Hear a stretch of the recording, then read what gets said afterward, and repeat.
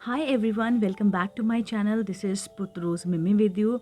आज का वीडियो बेहद ख़ास है क्योंकि आज के इस वीडियो को मैंने उस टॉपिक पे बनाया है जो कि काफ़ी मुझे क्वेश्चन पूछा गया है through Instagram, through Facebook. Even मुझे किसी ने 2-3 दिन पहले मुझे मेरे वीडियो पे भी कमेंट किया था इस टॉपिक पे वीडियो बनाने के लिए। तो आज मैं टॉपिक ले रही हूँ कि क्या आईवीएफ के दौरान, ड्यूरिंग आईवीएफ, क्या आप जो है भ्रूण का जेंडर यानी कि एम्ब्रियो का जेंडर यानी बच्चे का जेंडर जो है वो आप पहले से ही पता लगा सकते हैं। यानी कि आपको सेक्स के बारे में पता लग जाता है।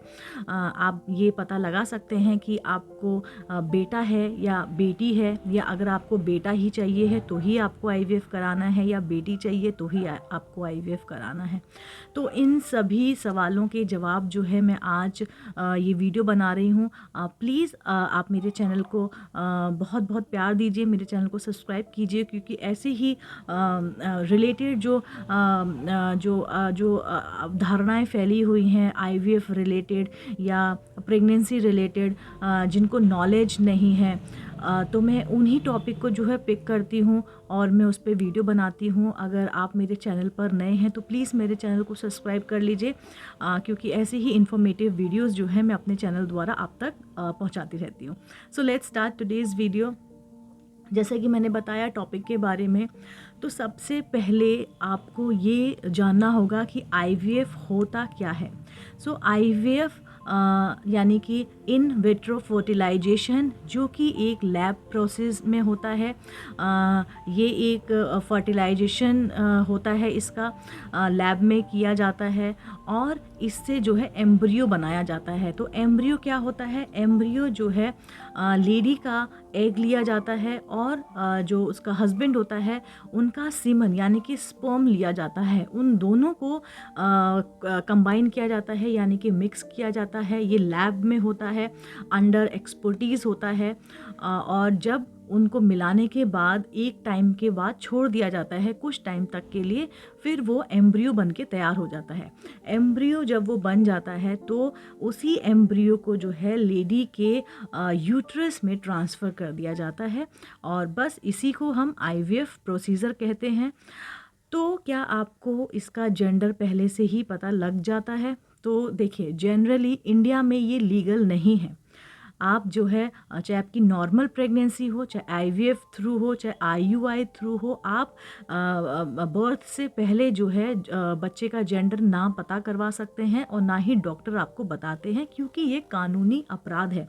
1994 में आई थिंक ये कानून जो है लागू हुआ है हमारे इंडिया में कि आप जो है जेंडर रिवील नहीं कर सकते हैं। लेकिन येस, ये भी सच्चाई है, बिटर ट्रुथ है कि आप जो है आउट ऑफ कंट्री, जैसे यूएस हो गया, कनाडा हो गया, आपका थाईलैंड हो गया, यूएस हो गया, यहाँ पर आप जो है बच्चे का भ्रूण तय कर सकते हैं, उनका जेंडर पता लगवा सकते हैं। वहाँ पर ये इलीगल नहीं है। लेकिन इंडिया में हाँ, ये बैन है, ये हम सभी जानते हैं। तो चाहे आईवीएफ हो, चाहे नॉर्मल प्रेगनेंसी हो, हम बच्चे का जेंडर जन्म से पहले नहीं पता लगवा सकते हैं। लेकिन आपको भी ये समझना है, आईवीएफ वो कपल करवाते हैं जिनको बच्चा चाहिए होता है, ना कि वो कि जिनको बेटा या फिर बेटी चाहिए होता है। ऐसा चॉइस नहीं होता है कि हमको बेटा चाहिए तभी हम आईवीएफ कराएंगे, या हमको बेटी चाहिए है तभी हमको आईवीएफ कराना है। क्योंकि आईवीएफ में वो कपल जाते हैं, और ये आईवीएफ जो ऑप्शन होता है ये उन्हीं लोगों के लिए होता है जो नेचुरल कंसीव नहीं कर पाते हैं। तो मैं आपसे एक यही चीज़ बोलना चाहूँगी कि जो बच्चे होते हैं वो भगवान का रूप होते हैं, भगवान की देन होते हैं। आपकी किस्मत में जो होगा, आपके लिए बेहतर जो होगा, वो आपकी झोली में आता है, चाहे बेटा हो चाहे वो बेटी हो। दोनों को ही उतना प्यार दीजिए, उतना लगाव रखिए, मोहब्बत दिखाइए।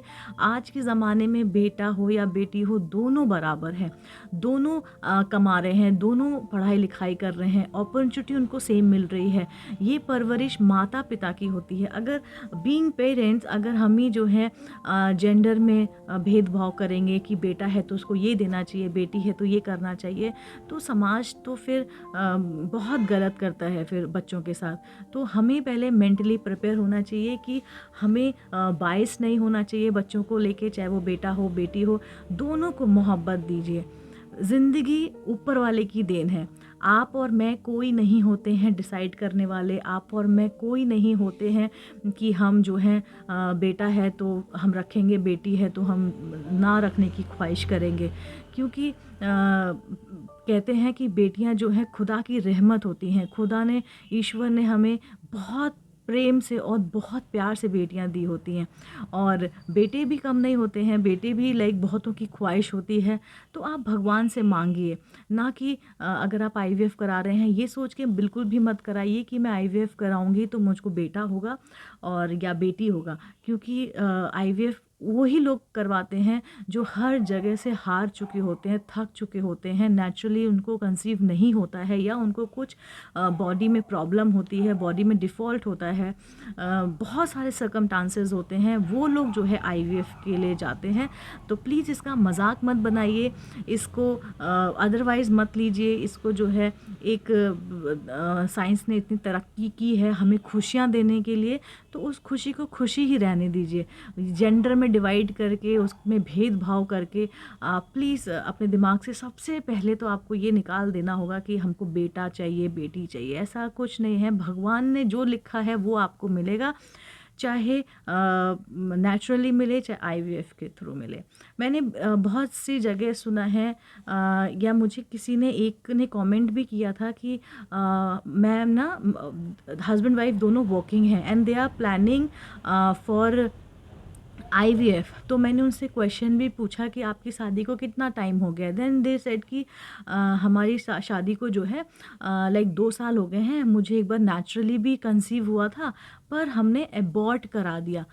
तो आई वॉज लाइक कि why, and then why are looking for IVF, कि नहीं हम लोग बहुत बिजी रहते हैं तो हम प्लान कर रहे हैं कि आईवीएफ कराएंगे तो हमें ट्विंस हो जाएंगे, बेटा और बेटी, तो हमारी लाइफ सेट हो जाएगी।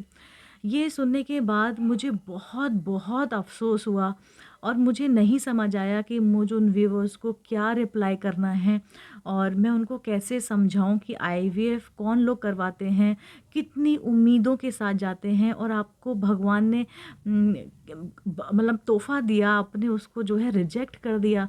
पता नहीं आपका दिल कैसे माना होगा। मेरे को बिल्कुल ये चीज़ें समझ ही नहीं आई। आईवीएफ भी आपको 100% गारंटी नहीं देता है कि आपको बच्चा वो दे के ही रहेगा।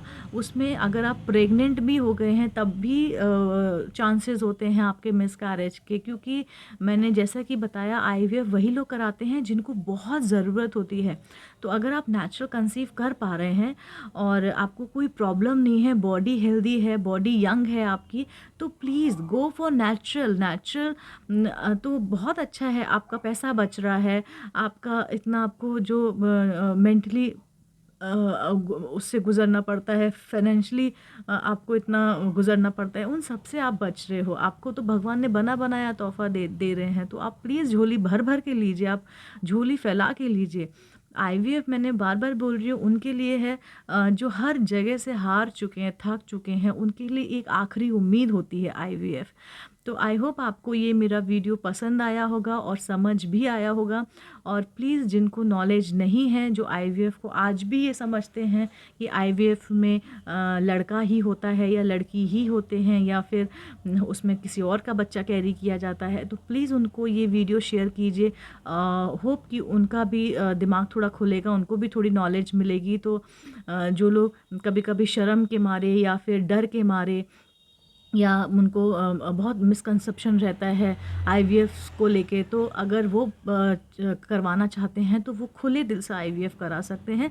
बच्चा तो सिर्फ आप ही का होना है। So thank you for watching me and this is Putruz Mimi with you. Please मेरे चैनल को सब्सक्राइब कीजिए और लाइक शेयर कीजिए। आपके लाइक शेयर करने से मेरा वीडियो उन लोगों तक पहुँचेगा जिनको मेरी सीरियसली ज़रूरत है। तो मैं हाथ जोड़ के आपसे रिक्वेस्ट करती हूँ, प्लीज़ मेरे चैनल को बहुत बहुत प्यार दीजिए, जैसा कि आप दे भी रहे हैं। मुझे बहुत उम्मीद है आप लोगों से, और मैं ऐसे ही इन्फॉर्मेटिव वीडियोस बनाऊंगी आपके लिए। Thank you very much to watching me. This is Putruz Mimi with you.